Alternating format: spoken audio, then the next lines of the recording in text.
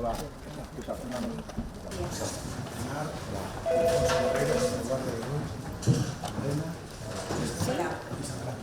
Sí, hola, dime Sandra, buenos días.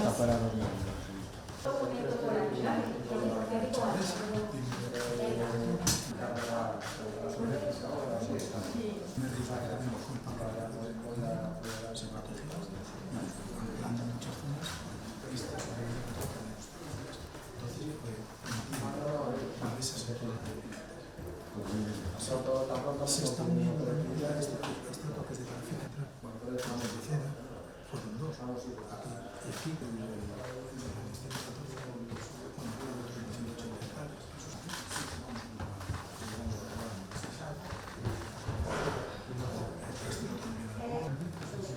efectivamente, mayoritariamente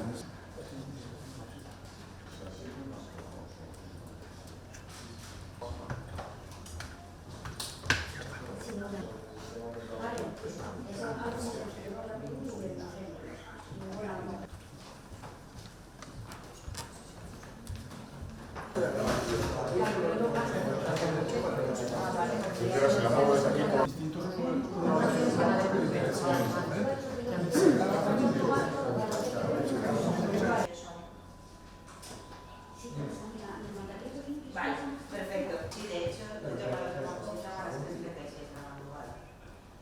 Bueno, entonces digamos ¿En qué incendio?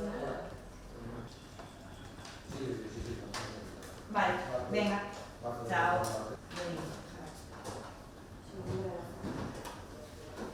Ah, sí, vale, lo de forro de cobra,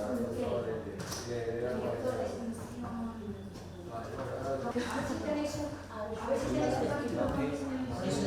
yo lo que digo es hoy siendo sí, finalizando descarga. No, de coordinador, porque enviamos. Te tengo que enviar también los medios de economía. Sí, claro.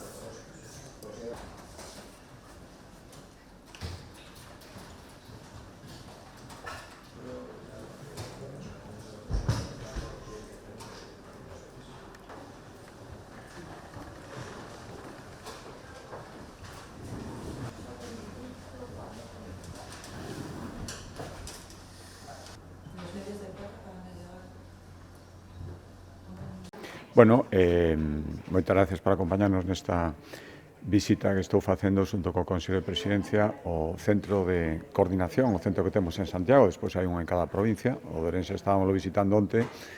Este é o centro dende que se coordina a vixiancia e extinción de todos os lumes forestais de Galicia. Neste momento o que vemos é que a maior parte dos esforzos, porque ali están os grandes incendios activos que temos ahora mismo en Galicia, están na provincia de Ourense.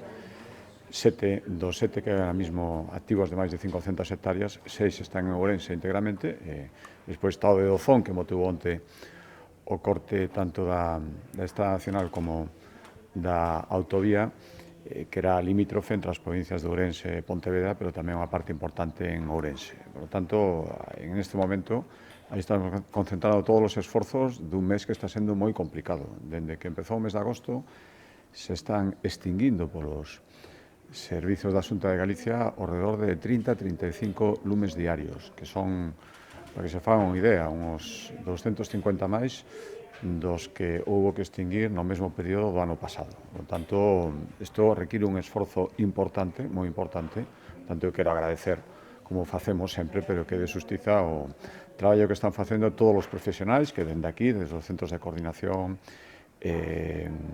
nos propios incendios están traballando na súa extinción, facendo cortalumes, os medios aéreos, por suposto, máis de, decía ahora, o subdirector responsable de extinción, máis de 30 medios aéreos están traballando agora mesmo, moitísimas brigadas terrestres, forzas e corpos de seguridade que están axudando, sobre todo cando hai que declarar a situación 2 e, por lo tanto, hai que proceder a facer desalosos ou hai que facer confinamentos mentras non pasa o perigo.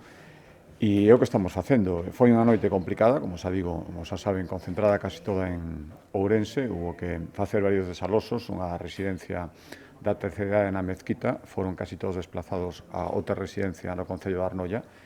Volverán agora durante o día a Mezquita, unha vez que pases ao perigo. Tivemos esa situación complicada cando o lume rodeou a estación invernal de Manzaneda, donde ahora no Brao hai varios campamentos, había ali casi 200 rapaces e personal traballando ali. Fixose un esforzo moi importante, por suposto, era obvio, de asegurar todo o perímetro. Pasaron a noite coa relativa tranquilidade destas situacións e agora mesmo saíron todos os rapaces da estación, foron desplazados ou están agora mesmo disfrutando despois dunha noite moi complicada no Parque Acuático de Monterrey da Xunta de Galicia, e a partir de aí os pais que desesen pasar a recollelos poderán facelo. Por tanto, quero agradecer aí especialmente o esforzo que se fixo esta noite. Isto supuso levar medios de outros lumes que estaban producíndose para asegurar aquilo que era fundamental. Demoslle garantías, era lógico, moitos pais estaban chamando preocupados, garantías de que se estaba facendo un esforzo de seguridade para os seus fillos, que cumprimos, e agradecemos tamén a máis a responsabilidade dos pais. Moitos decían se podían acercarse onte a noite ali a recoller os fillos. Dixemos que non, o máis seguro e o que máis iba a facilitar os traballos de extinción e de aseguramento era que se quedaran e que deixaran que a Xunta de Galicia se ocupara desa seguridade. Así o fixemos, e agradezolle a paciencia e a confianza dos pais que os se poden, insisto, os que queiran recoller os seus fillos no Parque Acuático de Monterrey. Hai agora mesmo 4 brigadistas, 3 dunha brigada municipal do Concello de Oimbra e un da Xunta de Galicia hospitalizados, 3 deles por queimaduras, afortunadamente queimaduras graves, pero afortunadamente, según os últimos partes médicos, evolucionan favorablemente, sobre todo un deles, que é o que está máis grave, con queimaduras casi no 60% do seu corpo.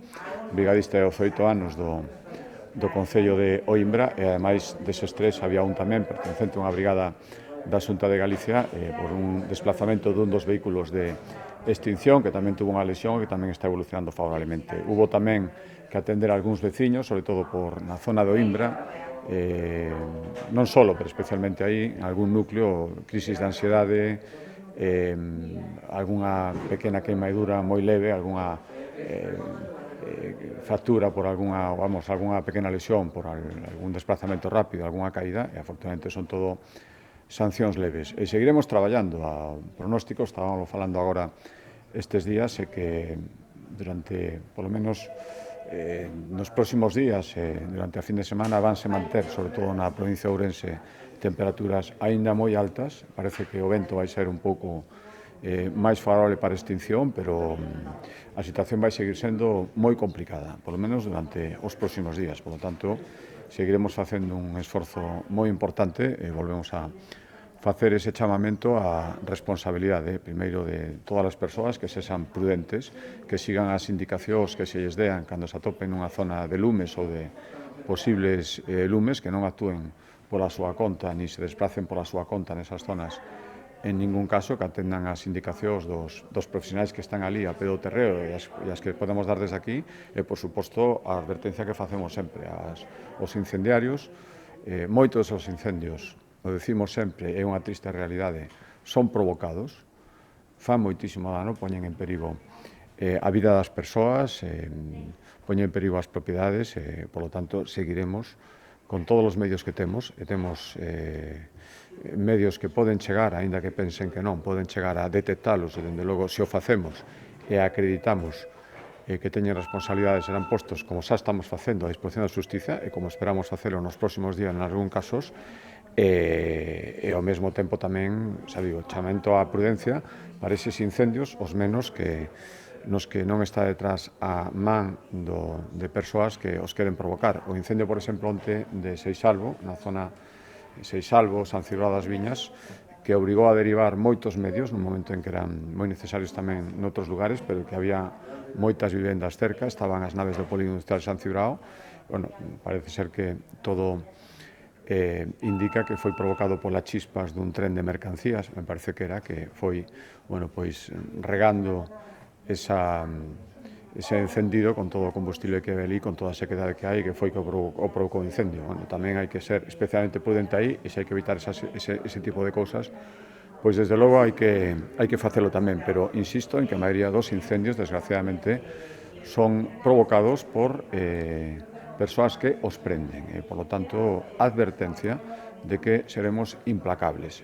No demais, seguiremos traballando, e vaya que esta situación tan complicada desde o punto de vista meteorolóxico pase canto antes. Eso non quere dicir que non haya que baixar a guardia, queda todavía moito verán por diante, e eu agradezo o traballo que, insisto, están facendo os miles de profesionais que están traballando, e agradezo ademais a colaboración de todas as administracións. A Unidade Militar de Emerxencias está botando unha man fundamental. O civismo da poboación, cando se ve afectada e tense que quedar nos núcleos onde vive ou ten que ser evacuada, a comprensión unha situación que non é nada sinxela, esa digo a colaboración de todos os concellos, diputacións que están aportando os seus medios de extinción.